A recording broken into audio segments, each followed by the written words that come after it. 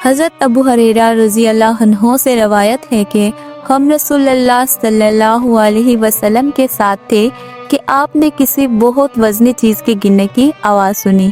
اس پر نبی صلی اللہ علیہ وسلم نے فرمایا، کیا تم جانتے ہو یہ کیسی آواز تھی؟ کہا، ہم نے عرض کی، اللہ اور اس کا رسول زیادہ جاننے والے ہیں۔ آپ نے فرمایا، یہ ایک پتھر تھا جس کو 70 سال پہلے جہنم میں پھینکا گیا تھا، یہ اب اس میں گرا ہے، یہاں تک کہ اس کی گہرائی تک پہنچ گیا ہے۔ حضرت ابو ہریرہ رضی اللہ عنہ بیان کرتے ہیں، رسول اللہ صلی اللہ علیہ وسلم نے فرمایا، جس شخص نے کسی مومن سے دنیا کی تکلیف دور کی تو اللہ اس سے قیامت کے دن کی کوئی تکلیف دور فرما دے گا۔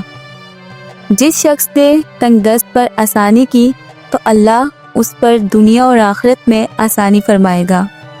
جس نے کسی مسلمان کی عیب پوشی کی تو اللہ اس کی دنیا اور آخرت میں عیب پوشی فرمائے گا۔ اللہ بندے کی مدد فرماتا رہتا ہے جب تک بندہ اپنے بھائی کی مدد کرتا رہتا ہے،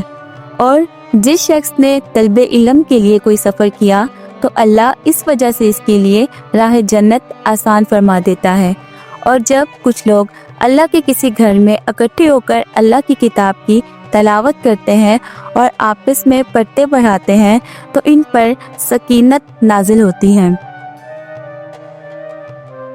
رحمت انہیں ڈھانپ لیتی ہے، فرشتے انہیں گھیر لیتے ہیں، اور اللہ اپنے پاس فرشتوں میں ان کا تذکرہ فرماتا ہے، اور جس کے عمل نے اسے پیچھے کر دیا تو اس کا نسب اسے آگے نہیں بڑھا سکے گا۔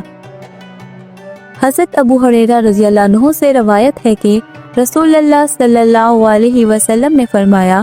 جب کبیرہ گناہوں سے بچا جائے تو 5 نمازیں جمعہ دوسرے جمعہ تک اور رمضان دوسرے رمضان تک ہونے والے صغیرہ گناہوں کا کفارہ ہیں۔